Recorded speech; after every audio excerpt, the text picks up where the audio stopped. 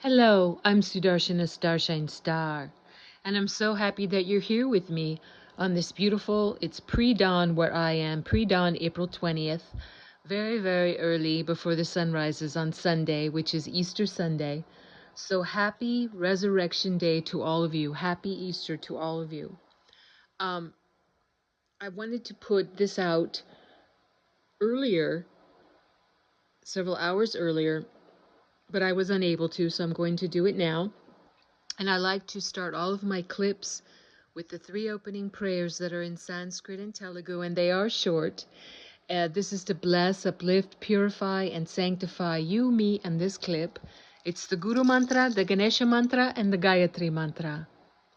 Om, Om, Om, Guru Brahma, Guru Vishnu, Guru Devo Maheshwaraha, Guru Sakshat Parabrahmam Tasmahi Sri Guruve Namaha.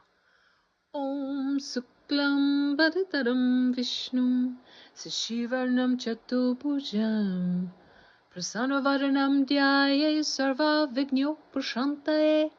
Om Bhuvasuvaha Tatsavitur Varenyam Bhago Devasya Dhimahi Dhiyo Yo Naha Prachodayat. Om Shanti Shanti Shanti. Wonderful. I'm going to read from an incredible book called The Real Life and Teachings of Jesus Christ, Vol.1 by Sri Kaleshwar, which is spelled S-R-I, second word K-A-L-E-S-H-W-A-R. He is my guru, my Swami, and he took his Mahasamadhi. He left his body in 2012 at the age of 39, but he's still very much around. So these are his words I'm reading. After the crucifixion in India, each and every moment of his life he enjoyed. He was an extremely happy person. At the same time, he suffered unbelievably for everybody. He sacrificed his life for the planet. Jesus was married to Mary Magdalene. She was a great love to Jesus and was the highest powerful lady. Mary Magdalene was a brilliant woman. She received a lot of information and helped with certain palm leaf manuscripts. In India, after the crucifixion, she had beautiful kids with Jesus. Again, their kids had kids. Again, they had kids, and still those generations are on earth. That bloodline exists throughout the globe. I know the world hates me to say that, but it's true. It's true. He researched amazing processes. He learned. He believed. He was going to deliver that information and everything. The bottom line, he wanted to heal painful hearts. He was an amazing, pure, crystal-loving person. Amazing, pure, crystal love. Love, love, love, love. Do or die for love. Even dying is love. Who's carrying a physical body, even if somebody is torturing you, still loving them? That's such a gift. You cannot even tolerate it if somebody is showing a negative feeling or throwing a negative concept on you. You cannot tolerate that. But that is Jesus' greatness, pure, true love. His biggest desire is that we all need to become like him, more than him. When Jesus' students were doing sadhana and were super exhausted, really exhausted, he looked at their faces, then gave them some wine for relaxation. Of course, wine is not a crime. It was natural in those days. He had his own talent to get relaxed. He used the grapes and made special wine. He was very good at making wine. I'm very serious. Then he offered it to them. Have a glass of wine, drink. It was tasty and they enjoyed it. When they were really exhausted, they couldn't do any more, then he personally gave a massage to their feet.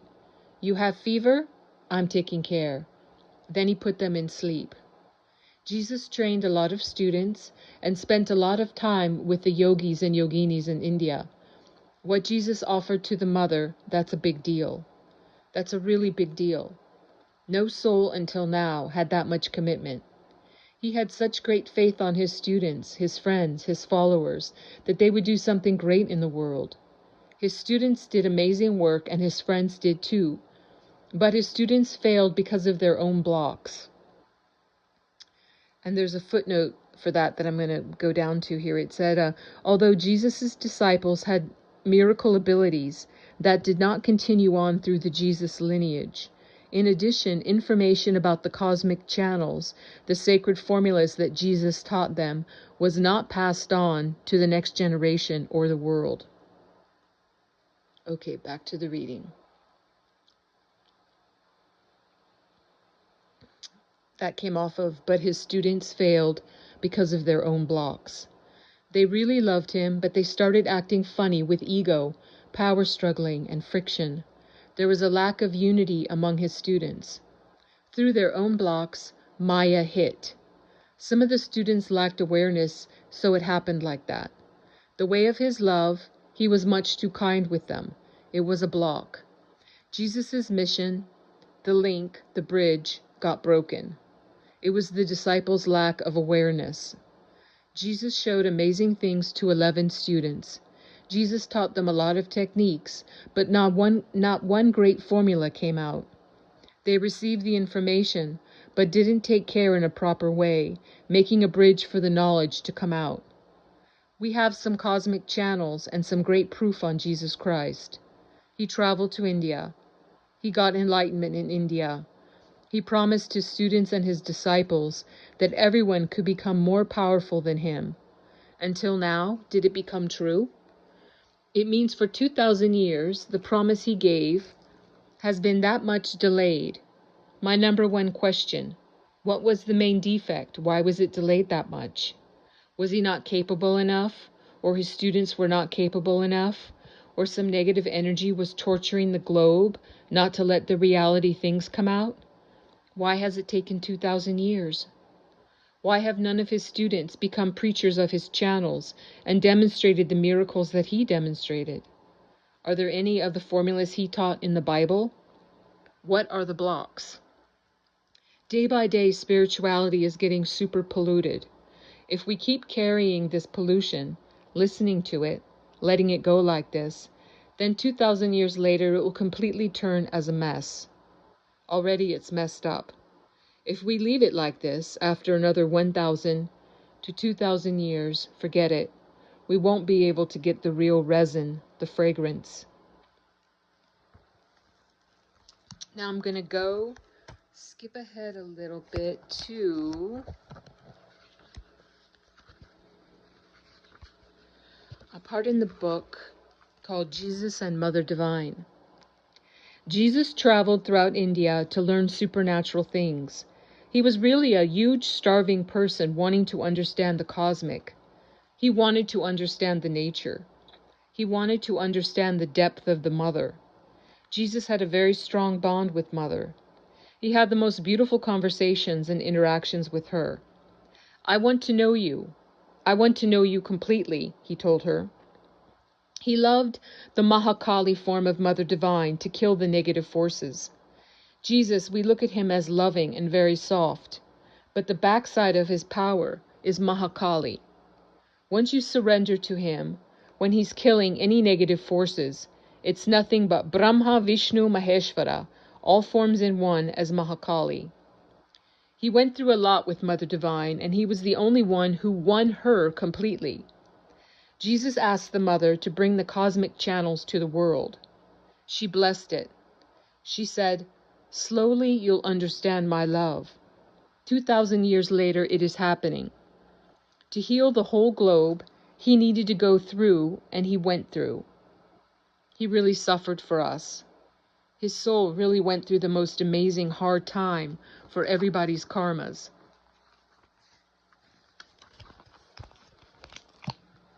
Finally, he understood all of the Mother's nature. Now he is producing unbelievable bliss and opening the cosmic channels for you. Who is Mother Divine? Mother Divine is the mother to every soul in this universe. She doesn't belong to any religion at all.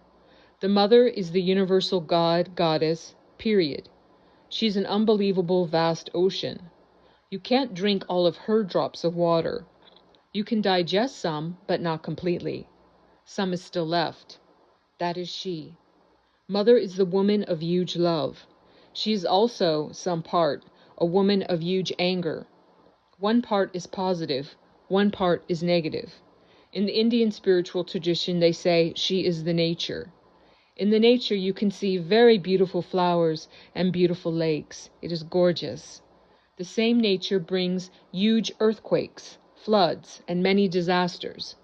Mother Divine's nature is like that. But once she starts to calm down, here you go. Anything, whatever you want, you can receive from her. You should taste her in both ways. Then only you can really understand her. Otherwise, there is no fragrance in your life. You didn't understand the real truth. Just you were born, you lived, only on the surface, then you died. It's over, gone. You really only saw the material life, and only experienced the normal surface love. You didn't see the deeper, inner side of creation, up and down. Who really understands the ups and downs, I can only consider him as the right soul in this universe. The remaining things are really peanuts. One part, God is formless, but we're talking here about nature. When you're sitting in front of the ocean, sometimes it's completely pin drop silence. The waves are very calm. Sometimes it's really wild, isn't it? Big, huge storms. What's happening there? What is that energy making it like that? It's formless, but it can create any form. The Divine Mother is the big mother to take care of you. My deeper aim is to send everybody to Mother. The one goal is to connect to Mother Divine, to have the desire to connect to her. Once you enter into your mother's home, she will take care of you and give whatever you really want. Then you can demand whatever delicious food you want to eat from her. If she has the patience, she'll cook it for you. Otherwise, she will cook you. Just enter into her house, then she will take care. If you're really crying and weeping for Mother Divine, it's like this. You have a kid, and your kid is crying. Even though you're so busy doing work as a mother, your heart is always beating to run and take care of your kid. That is a mother's nature. Absolutely, that's the mother's nature. Don't ever get a bad opinion on Mother, even though I describe her background, how she's a little angry. Once you really want her, and your heart is open to her, 100% she'll come and she'll take care of you. She's unbelievably kind. Until you reach your home, these are all the jobs, the steps, to understand the nature, to understand your pain, what's running around you. You have to go to the inner mechanism, the cycle of life and death. What is the unbelievable prettiness in her? What is in her creating the little damages in the universe? It's the same nature. Sometimes it's a beautiful climate. Sometimes there are floods, volcanoes, disasters, earthquakes, life and death. It's both. The point here is to understand the meaning of life and death. If you are born, the truth is one day you have to take off. After you take off, where are you going? Where did you come from? What is hidden in you? What is going to come out from you? That you need to understand. That is nature. That is Mother's creation. Why we need to see her. In each person there is a fire, a light. See that light. That is she.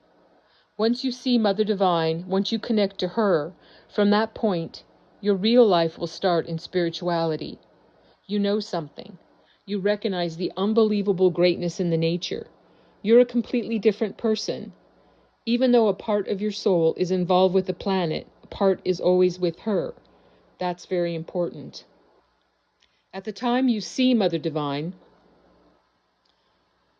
and I'm going to go to a footnote here that was on the previous page. It says, see and communicate with Mother Divine in her physical form. That is a vast transmission of Shakti into your soul. Shakti is divine energy, divine power. That is a vast transmission of Shakti into your soul, and it is an enlightenment experience. The cosmic channels give processes to have this experience and develop a relationship with the Mother. The results of these practices, which have been done by Jesus Christ and Buddha, Shirdi Baba, Ramakrishna Paramahamsa, Adi Shankaracharya, etc., is to establish a relationship with Mother Divine. It is the Mother who blesses the miraculous powers. It is only through her grace that they are received. Her blessing is the key to receiving miraculous abilities like Jesus had. Excuse me. Okay, back to the reading. Even though a part of your soul is involved with this planet, a part is always with her. That's very important. At the time you see Mother Divine, and that means seeing her physical form with your two eyes. At the time you see Mother Divine, you are equal to a divine soul. 100% you're equal. It's the most crucial turning point in your life, when you're ready to receive the energies. From that point, then you start to know exactly what is in the universe. She's infinite, but you're also a part of that infinity. You're coming out of the infinity. Then you're seeing where you are, what you are. Then you're pulling that infinity in you. Then you're starting to feel your infinity. Then you know the creation exactly. Once you're channeling the energy, when you're having darshan of Mother Divine, it means you're completely walking out of all the 5 elements. You don't know exactly what is happening to you at the time because you're out of the 5 elements. It's a separation between the nature and you.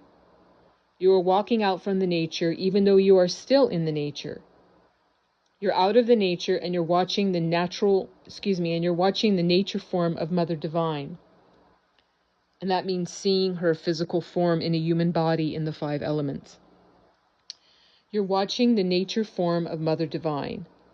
Then she dissolves her energy in you. When she's dissolving in you, those 2 or 3 days after seeing her, the experience you have to experience in your life, it's an enlightenment.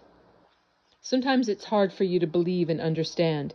Hey Swami, after we see Mother Divine, what will really happen? After we talk and have a communication with her, what will really happen to us? Maybe we'll leave our kids and family. Maybe we'll run out into the jungle, sitting as a saint. No, you can still love your wife and kids, but you can start to open the hearts of the people. You can start to give miraculous healings. You can change any person's life like that. That's it. I think it's a huge blessing, isn't it? Then your real life will be fulfilled. It's enough. And that I will stop there. Thank you so much for being here. I ask that you like, share, and subscribe. Hit the notification bell if you're watching this on my YouTube channel. You already know it's the Dazzling of the Light. Or you can just go to YouTube and type in @Sudarshana Starshine Star. I have a backup channel with the same title. It's the Dazzling of the Light, but you have to type in @Sudarshana Starshine Star 99. Why not join both? It's pretty fun. I have a lot of clips, over 100 clips of varied content, and I think you'll find it pretty interesting. But you'll only know if you check it out. I'm also on TikTok at Sudarshana _ Starshine Star. The same on X. I'm on True Social, and I think you can find me, and I hope you will. Anyway, I like to end all of my clips with the closing prayer, which is in Sanskrit and Telugu. And what I'm saying is, God bless all beings in all worlds. Om Loka Samasta Sukhino Bhavantu. Loka Samasta Sukhino Bhavantu. Loka Samasta Sukhino Bhavantu. Om Shanti Shanti Shanti. Yes, peace, peace, peace. God bless you and yours. I'm sending big love and hugs to you and yours. I'll see you when I see you. Happy Easter, and bye-bye for now.